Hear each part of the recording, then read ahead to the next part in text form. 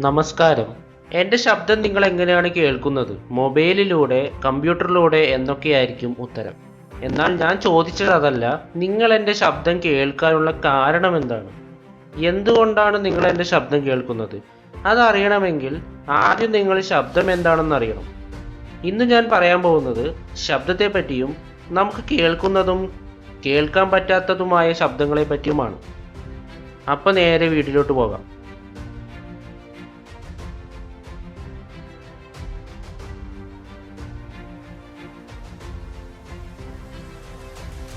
ശബ്ദം കേൾവി ശക്തിയാൽ അറിയുന്ന കമ്പനം അഥവാ വൈബ്രേഷൻ ആണ് ശബ്ദം. വൈബ്രേറ്റ് ചെയ്യുന്ന ഒരു വസ്തു, അതായത് ഒരു ശബ്ദമുണ്ടാക്കുന്ന വസ്തു ചുറ്റുമുള്ള വായുവിൽ പെട്ടെന്ന് മർദ്ദ വ്യത്യാസം ഉണ്ടാക്കുന്നു.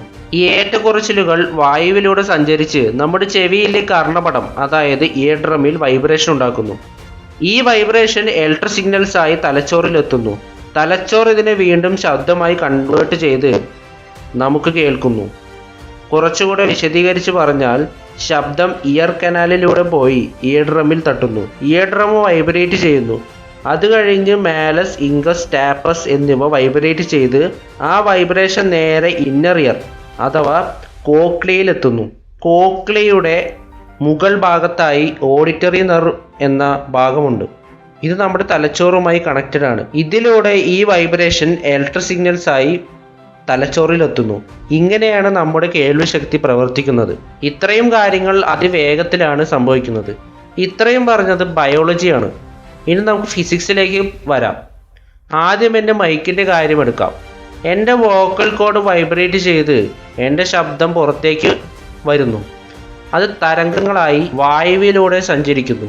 എന്നിട്ട് എൻ്റെ മൈക്രോഫോണിൻ്റെ ഡയഫ്രത്തിൽ തട്ടി ഡയഫ്രം വൈബ്രേറ്റ് ചെയ്ത് പുറത്തേക്ക് ഇലക്ട്രിക് സിഗ്നൽസ് ആയി വരുന്നു.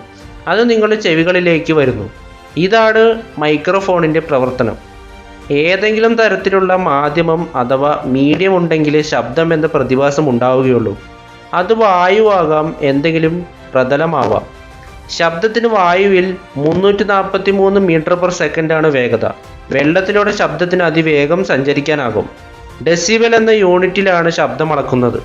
ബഹിരാകാശത്തിൽ ഒരിക്കലും ശബ്ദം എന്ന പ്രതിഭാസം ഉണ്ടാവില്ല. കാരണം അവിടെ ശൂന്യമാണ്. ശൂന്യതയിലൂടെ ശബ്ദം ഒരിക്കലും സഞ്ചരിക്കില്ല. ചന്ദ്രനിൽ അന്തരീക്ഷമില്ലാത്തതിനാൽ അവിടെ ശബ്ദമുണ്ടാവില്ല. ശബ്ദത്തെപ്പറ്റി പഠിക്കുന്ന പഠനശാഖയാണ് അക്കോസ്റ്റിക്സ്. നമ്മൾ കേൾക്കുന്ന ശബ്ദം 1/10 സെക്കൻഡ് സമയം, അതായത് 0.1 സെക്കൻഡ് നമ്മുടെ ചെവിയിൽ തങ്ങി നിൽക്കുന്നു. ഇതിനെയാണ് ശ്രവണശേഷിയുടെ സ്ഥിരത അഥവാ പ്രെസിഷൻസ് ഓഫ് ഓഡിബിലിറ്റി എന്ന് പറയുക. ശബ്ദ തരംഗങ്ങളുടെ ആവൃത്തി അഥവാ ഫ്രീക്വൻസി അളക്കുന്നത് ഹെഡ്സിലാണ്. 20 ഹെഡ്സ് മുതൽ 20,000 ഹെഡ്സ് വരെയാണ് നമ്മുടെ ശ്രവണ പരിധി. അതായത് 20 ഹെഡ്സിന് താഴെയുള്ള ശബ്ദം നമുക്ക് കേൾക്കാൻ പറ്റില്ല. അതുപോലെ തന്നെ 20,000 ഹെഡ്സിന് മുകളിലുള്ള ശബ്ദം നമ്മൾ കേട്ടുകഴിഞ്ഞാൽ നമ്മുടെ കേൾവി ശക്തി നഷ്ടപ്പെട്ടു പോകും. ശബ്ദം എത്രത്തോളമുണ്ട് എന്നതിനെ സൂചിപ്പിക്കുന്നതാണ് ഉച്ചത അഥവാ ലൗഡ്നെസ്. ഇത് ആംപ്ലിറ്റ്യൂഡിലാണ് അളക്കുക. ശബ്ദത്തിൻ്റെ ഉത്ഭവസ്ഥാനവും ശ്രോതാവും അഥവാ കേൾക്കുന്നയാളും തമ്മിലുള്ള ആപേക്ഷിക ചലനം മൂലമുണ്ടാകുന്ന ശബ്ദ തരംഗത്തിൻ്റെ ഫ്രീക്വൻസിയിൽ മാറ്റം വരുന്നു. ഇതിനെയാണ് ഡോപ്ലർ എഫക്റ്റ് എന്ന് പറയുക. 1842 ഓസ്ട്രിയൻ ശാസ്ത്രജ്ഞനായ ക്രിസ്റ്റ്യൻ ഡോപ്ലറാണ് ഇത് കണ്ടുപിടിച്ചത്. ചുരുക്കത്തിൽ പറഞ്ഞാൽ, ഒരു ശബ്ദം നമുക്ക് ദൂരെ നിന്നും വ്യക്തമായി ഒരിക്കലും കേൾക്കാൻ സാധിക്കില്ല. എന്നാൽ അത് അടുത്തേക്ക് വരും തോറും ആ ശബ്ദത്തിൻ്റെ ക്ലാരിറ്റി കൂടിക്കൂടി വരും. ഇതാണ് ഡോപ്ലർ എഫക്റ്റ്. ശബ്ദത്തിൽ മാത്രമല്ല, പ്രകാശത്തിലും ഇങ്ങനെ സംഭവിക്കുന്നു. നിങ്ങളിൽ ആരെങ്കിലും മൂന്നാറിലുള്ള എക്കോ പോയിന്റിൽ പോയിട്ടുണ്ടോ? എന്താണ് അവിടുത്തെ പ്രത്യേകത? നമ്മൾ എന്ത് സംസാരിക്കുന്നുവോ അതുതന്നെ നമുക്ക് തിരിച്ചു കേൾക്കുന്നു.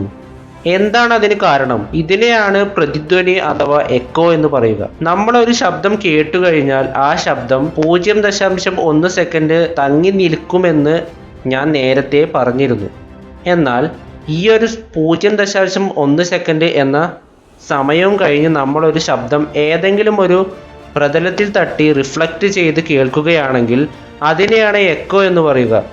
ആ പ്രദേശത്തുള്ള അന്തരീക്ഷ മർദ്ദവും ഊഷ്മാവും ഒക്കെ ആയിരിക്കും ഇതിന് കാരണം. ചില ശബ്ദങ്ങൾ കേൾക്കുമ്പോൾ മുഴക്കം വരാറില്ലേ? ഇതിനെയാണ് അനുരണനം അഥവാ റീവെർബറേഷൻ എന്ന് പറയുക. ശബ്ദം പല പല സാധനങ്ങളിൽ തട്ടി റിഫ്ലക്റ്റ് ചെയ്യുന്നത് കൊണ്ടാണ് ഇത്തരത്തിലൊരു മുഴക്കമുണ്ടാകുന്നത്. ലണ്ടനിലെ വിസ്പറിംഗ് ഗാലറിയിൽ പോയാൽ ഈ ഒരു പ്രതിഭാസം അനുഭവിക്കാൻ സാധിക്കും. അവിടെ നമ്മൾ എത്ര പതുക്കെ സംസാരിച്ചാലും അത് എല്ലാവർക്കും കേൾക്കാൻ സാധിക്കും. 20,000 ഹെർട്സിൽ കൂടുതലുള്ള ശബ്ദ തരംഗങ്ങൾ അൾട്രാസോണിക് എന്നാണ് പറയുക. 20 ഹെർട്സിന് താഴെയുള്ള ശബ്ദത്തെ ഇൻഫ്രാസോണിക് എന്ന് പറയുന്നു. ശബ്ദത്തെക്കാൾ 2 ഇരട്ടി വേഗത്തെ സൂചിപ്പിക്കുന്ന പദമാണ് സൂപ്പർസോണിക്. ശബ്ദത്തിന്റെ പകുതി വേഗത്തെ സബ്സോണിക് എന്നും ശബ്ദത്തെക്കാൾ 5 ഇരട്ടി വേഗത്തെ ഹൈപ്പർസോണിക് എന്നും പറയുന്നു.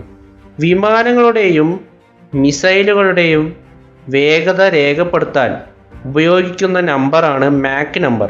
വായുവിലൂടെ ഒരു സെക്കൻഡിൽ 340 മീറ്റർ ശബ്ദം സഞ്ചരിച്ചാൽ അതിനെ ഒരു മാക് നമ്പർ എന്നാണ് വിളിക്കുക. വിമാനങ്ങളുടെയും മിസൈലുകളുടെയും വേഗത അവയിലുണ്ടാകുന്ന ശബ്ദം വെച്ച് മാക് നമ്പർ കണക്കാക്കുന്നു. അപ്പോൾ ഇത്രയും കാര്യങ്ങളാണ് ശബ്ദത്തെ പറ്റി എനിക്ക് പറയാനുള്ളത്. ഇത്രയും പറഞ്ഞുകൊണ്ട് എൻ്റെ വീഡിയോ ഇവിടെ പൂർണ്ണമാവുകയാണ്. നന്ദി, നമസ്കാരം. എൻ്റെ ചാനൽ ഇഷ്ടപ്പെട്ടാൽ ലൈക്ക്, ഷെയർ, സബ്സ്ക്രൈബ്, തൊട്ടടുത്തുള്ള ബെല്ലൈക്കണും ഞെക്കുക. വീഡിയോ പറ്റിയുള്ള അഭിപ്രായം കമൻറ്റിൽ അറിയിക്കുക.